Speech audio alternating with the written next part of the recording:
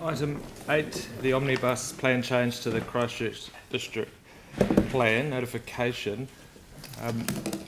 I'd just like to add before staff begin to introduce this item, I'd like to acknowledge Councillor Johansson, who's put forward a few changes that he would have liked to see put into this resolution.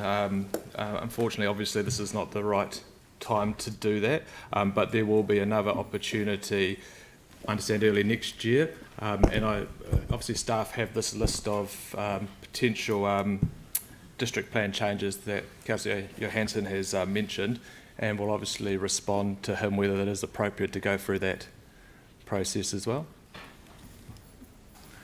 Thank you. So this report relates to proposed plan change 5. It is seeking approval to notify that plan change.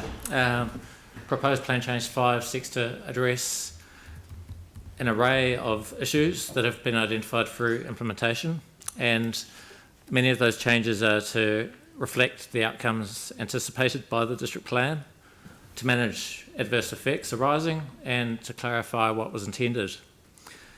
The package of plan changes are identified 5A through 5I to recognise that it is a package of quite distinct and varied topics, and to clearly define each part of it. And given the timing of, given the stage we're at of seeking approval to notify this plan change, any additions to this plan change would cause delay.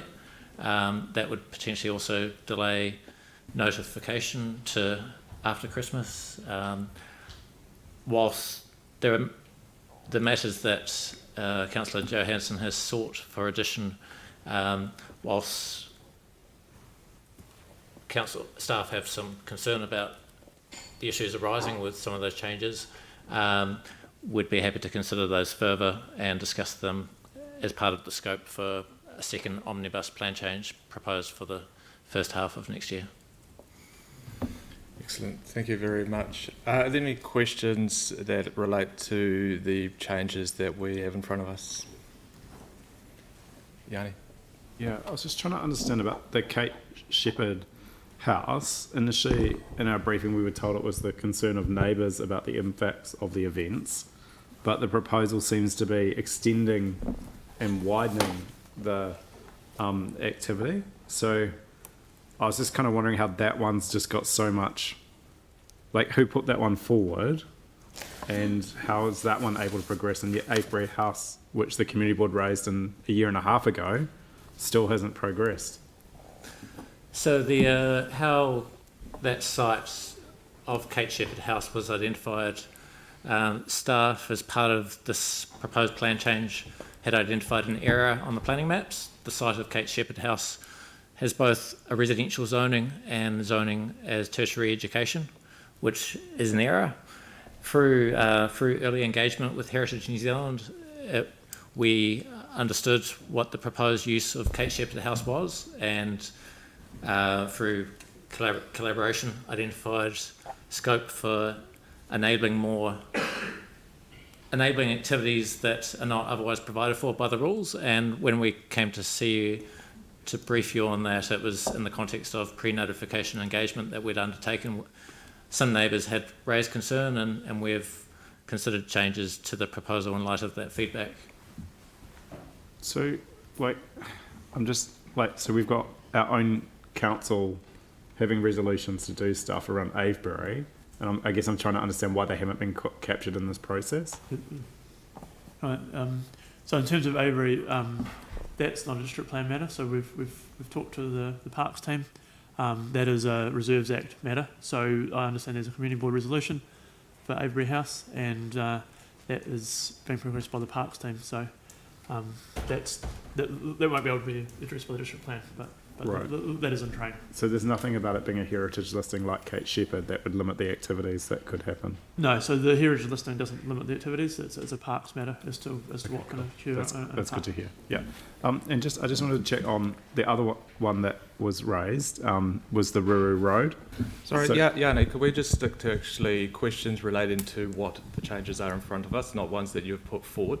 Staff have them now, and they'll respond at the right time But for them. like It's last time we it's- got briefed- No, it's not. It's not This was for this raised. meeting. It's not for this meeting, unless it's a plan change in front of us. It's not for this. So when meeting. we last got briefed on It's this not plan for change, this. It's not. we for were this asked for item. feedback. It's not for this item. Sorry, when we It's not for. Sorry, I've can said it's not for this item. So Do can you have I any ask, other questions? Yeah, can I ask what happened to the feedback from the last briefing on this? No, sorry.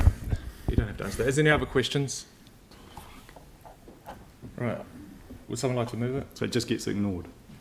No. Do you want to move? Yeah, Melanie's moving it. Tim's seconding it. Any debate? Yanni? I think we really need to think about how we do planning. I mean, this is really frustrating that community raise things with us and we don't have any process to put them into what should be a really straightforward plan change. There's a lot of things in here which make a lot of sense, which, you know, I agree with. But what I find frustrating is small things that we've raised through this process just get dropped off and don't get actioned.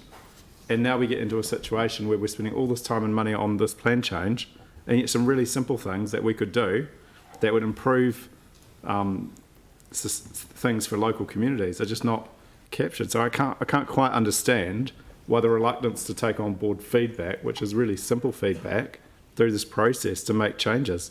The other thing is I can't believe that we're not addressing the strategic directions chapter of our district plan.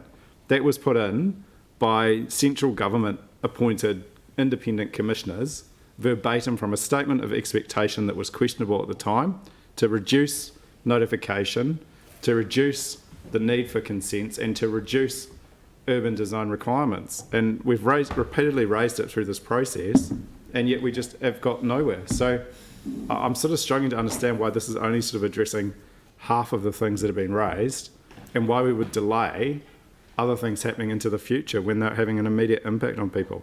I mean, to ask for like Ruru Road, a small section of Ruru Road to be reclassified shouldn't be a major issue. So I'm really struggling with this. Like, there's a lot of good stuff in here, but it does seem kind of weird that we just have no mechanism to get things done when there've been like resolutions through the board or through public meetings almost a year and a half ago. Tim? I think for the community there must be a confusion because the Avery House and Centennial Park are under the Reserves Act, and those are it's almost like a handbrake, and it just everything just stops. And where we can probably the community want to do things, they can't. So I think there has to be a bit of clarity about the different processes for different standards or different areas like the Reserves Act, etc. So there is a wee bit of confusion in our communities, but it is that transpires into a frustration of elected members. So I think what I would like is some kind of discussion with the parks and about how we can move quickly or quickly respond to the communities when it comes to the Reserves Act, because I see this as separate to that. So thank you. Thank you. Sorry, Yanni. Anyone else? I'd just quickly like to acknowledge staff and the work they've done on this. There's obviously a lot of work if you see how long the item actually is. I think we've acknowledged that obviously Councillor Johansson has put forward a number of items that he thinks should have been already on this list. Obviously now's not the day to actually make a decision on them, but obviously you're now aware of it and it's important that actually that gets fed back about where it's going to be. But I'll put the item. All those in favour? Any opposed? Carried. Thank you.